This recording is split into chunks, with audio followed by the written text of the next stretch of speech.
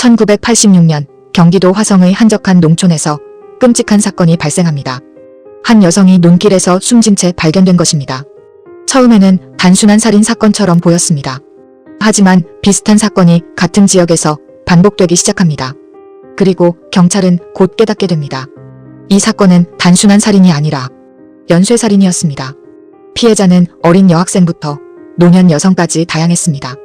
범인은 피해자를 목 졸라 살해한 뒤 논이나 농로에 시신을 버렸습니다. 그리고 범인은 거의 흔적을 남기지 않았습니다. 사건이 계속되자 경찰은 대규모 수사에 나섭니다.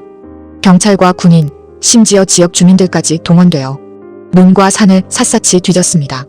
수사 인력은 수만 명에 달했고 수천 명의 용의자가 조사를 받았습니다. 하지만 이상한 일이 벌어집니다. 그렇게 많은 사람들이 동원됐는데도 범인은 잡히지 않았습니다. 도대체 왜였을까요? 당시 경찰은 중요한 단서를 발견했다고 생각했습니다. 범인이 남긴 체액에서 혈액형이 B형이라는 분석 결과가 나온 것입니다. 이 단서는 수사의 방향을 완전히 바꾸어 놓습니다. 경찰은 범인을 B형 남성으로 특정하고 이 기준을 중심으로 용의자를 조사하기 시작합니다. 그래서 수많은 사람들이 조사를 받았지만 수사의 초점은 항상 B형 남성에게 맞춰져 있었습니다. 하지만 시간이 흐른 뒤 충격적인 사실이 밝혀집니다. 2019년 경찰은 보관되어 있던 증거물을 DNA 기술로 다시 분석합니다. 그리고 마침내 사건의 범인이 밝혀집니다. 그 인물의 이름은 이춘재였습니다. 그는 이미 다른 사건으로 감옥에서 복역 중이었습니다. 그런데 여기서 더 놀라운 사실이 드러납니다. 이춘재의 혈액형은 B형이 아니라 O형이었습니다. 즉, 경찰이 수십 년 동안 믿고 있던 단서 자체가 틀린 것이었습니다. 당시 혈액형 분석 기술은 지금처럼 정확하지 않았습니다. 체액 속 혈액형 반응을 분석하는 방식이었기 때문에 여러 상황에서 오판이 발생할 수 있었습니다.